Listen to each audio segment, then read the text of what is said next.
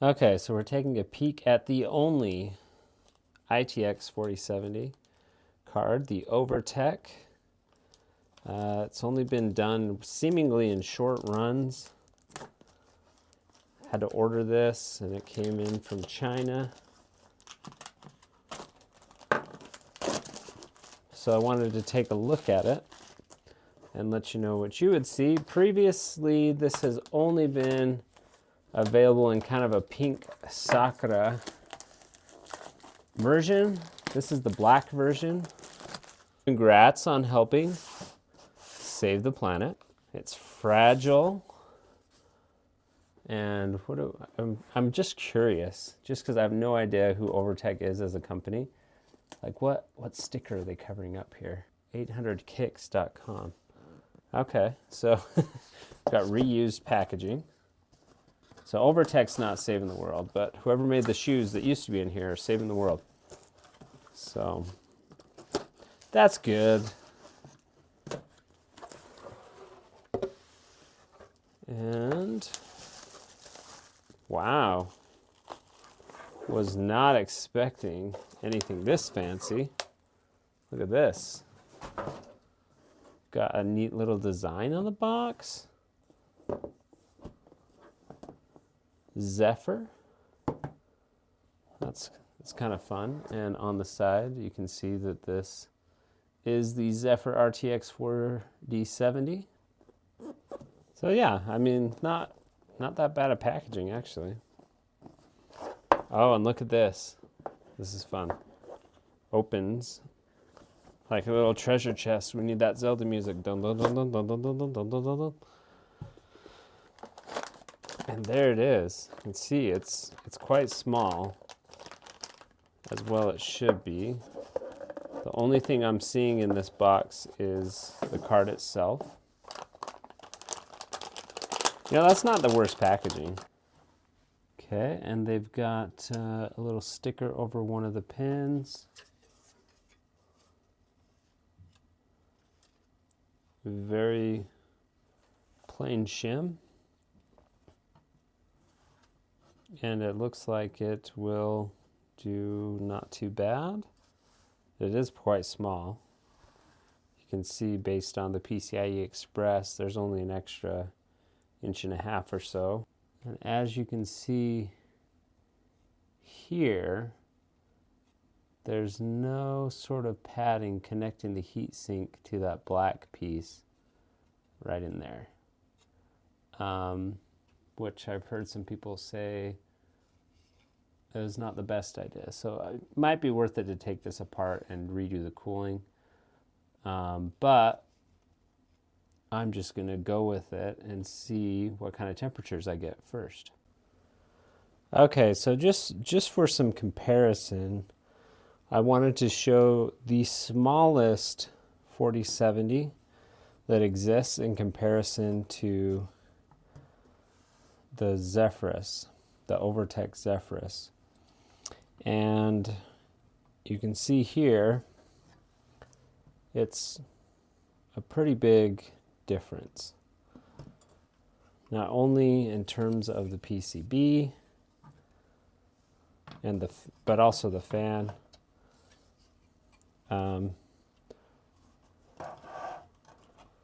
So yeah, this obviously has a whole lot of extra room that you're going to be able to work with. Although there is one issue that you could potentially run into, and that is the fact that, well, you can see here that the Overtech card is actually just potentially slightly taller. It's very close to being the same, but the Overtech does have a couple dimensions this way. Again, you know, going off of where the bracket is and up, this card is about the same. You can see the Zotac is slightly bigger in the front, but less big in the back. So how that's going to affect us, not quite sure. Probably not a big deal for most people, but did just want to point that out. Now, if we look at some of these, I will say that Zotac as well, on these VRMs, they don't have any heatsink pads. I saw another video, YouTube video, of someone who was upset there was no pads, but Zotac doesn't have them on theirs either, and this one doesn't. So I don't know how big a deal that's going to be. I plan to undervolt this card anyways, so I will definitely probably play with the cooling at some point, but for now I'm going to look at it in its stock form so I can have a baseline.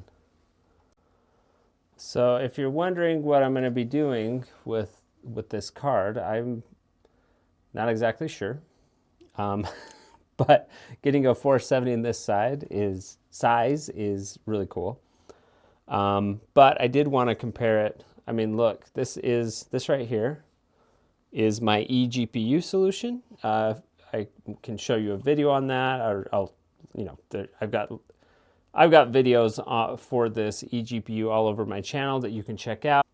Yeah, so you can see that my NVIDIA eGPU solution is still much smaller than even this card, and there's no way this card would fit in my eGPU solution. Not that I was ever going to attempt that necessarily, but what I will do is probably put it in our old friend here.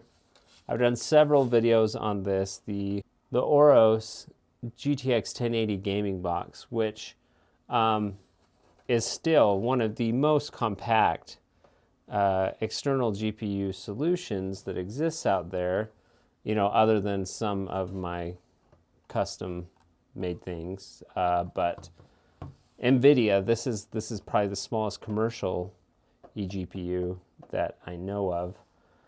And I did an extension to be able to fit this. You can see this 4070 card is bigger than this. I built an extension. I got some 3D printed files that you can take a look at. However, you don't need the extension on it to fit this tiny 4070. So I think I'll probably pop it in here to play around with it, which means that we've been able to take this Aorus GTX 1080 Gaming Box to a 3060, to then a 4060, to a 4060 Ti, to an extended 4070 with this guy, and now with no modification, should be able to get back to just a 4070 in here. So anyways, I'm going to pop this open and put it in, and then we can see how well it performs. Okay, so once you have the screws off on this guy, it just kind of comes apart, and it looks like it will definitely fit no problem. So yeah, this is what it's going to look like. Pretty good drop-in fit. So one of the really interesting things about this card is how open it is on the back. So you've got all your connectors, but you've got this wide open space. I mean, you get a lot of heat going out through that shield to blow it right out the back, but still fairly interesting. I've never seen a card that looks that open. No mesh or anything. I mean, compared to something like this other 4070. Obviously, there's not a lot of airflow here. Way more here with nothing in the way, but it'd be really easy to drop something down in there. So just be careful. Okay, I've got it all hooked up with the power consumption meter, so you can kind of see what's going on. Stock, obviously it fits in the Aorus Gaming Box great. We're using it with the Legion Go on its performance mode, and let's go ahead and take a look at how well it performs. Actually, let's go ahead and do this. We'll bump this up to 28 watts. That's kind of where things are these days, right? And let's go ahead and run this benchmark. I'm curious to see how the power consumption goes. I have not touched the undervolting curve or anything like that. So yeah, even without touching any of the settings, we're running Legion Go at 28 watts, being powered, by the way, from the eGPU. And the eGPU kind of chugging along, and it's not using more than 215 watts total, which is pretty good. I'm sure we'll be able to tune it down to use, you know, as low as 150 watts if we really want to, and not lose too much performance. But let's see what the score ends up being. While we're waiting for the score, I'll just talk about the noise levels.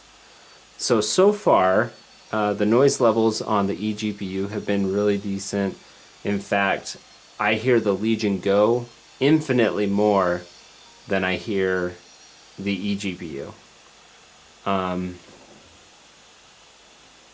Yeah, it's really quite silent over here so far, compared to the Legion Go's small, spinny, high RPM fans. So yeah, and I think I saw that peak at about maybe 220, could have been 225, not sure. Okay, so we got a 12779 on our Final Fantasy XV. Again, this is an internal display test instead of external display test. But if I compared that to when I had the 4060 Ti in here on the internal display, I think I got, I think the score was 11,713 or so on the 4060 Ti versus this 4070. So not a huge bump over a 4060 Ti, although this is just one test. Okay, I've adjusted the clock to plus 200 and set it at a 90% power. So I just want to say, at least in this usage scenario, this thing runs really cool. The GPU right now is only 63 degrees Celsius, which is very, very cool, frankly. And that probably has a lot to do with, you know, this is a mesh opening on the eGPU that we're running. But yeah, this is staying very quiet. The fan is not ramping up much at all. And yeah, 63 degrees. So that is pretty good. Okay, so on that run with an overclock 13306, and that's about the score that you'd see on, well, that's the same score I got on the XG Mobile 3080. So really not a bad score here. So yeah, the Zephyr ITX 4070. Is it worth the price tag? Now, probably not, unless you're a small form factor enthusiast. This thing costs, where a normal 4070 might cost you anywhere from $550 to $650, depending on what you get. This thing, because it's a small run, it's a very small card, it still has 4070 performance, and it costs $777 US in order to get. So unless you're a small form factor enthusiast, you're really better off getting a different 4070, but you already knew that if you were looking at this card. But what it does enable you to do is use a 4070 in places previously unusable. So being able to use it in different places and get a really high level of performance without having to pay, for something like this RTX 4000 ADA generation small form factor, which is, again, still has its uses because it's even smaller than that 47 and it's low profile. But this thing will cost you $1,300. So you are paying a premium over other 4070s for this small ITX 4070 class card. But in the right rig, right case, right setup, it's probably well worth the money for someone who wants to get 4070 performance in a small area. And as far as quality and cooling, I'm using it in this eGPU. It's not starved for air at all in this setup, and I saw that even under load, running this benchmark time after time after time, I wasn't getting much warmer than 65 degrees, which is really reasonable. So I think that definitely worth looking at. So anyways, hope you enjoyed this video. If you like these very strange hardware videos that you're probably not seeing many other places, go ahead and get subscribed, and we'll see you on the next video.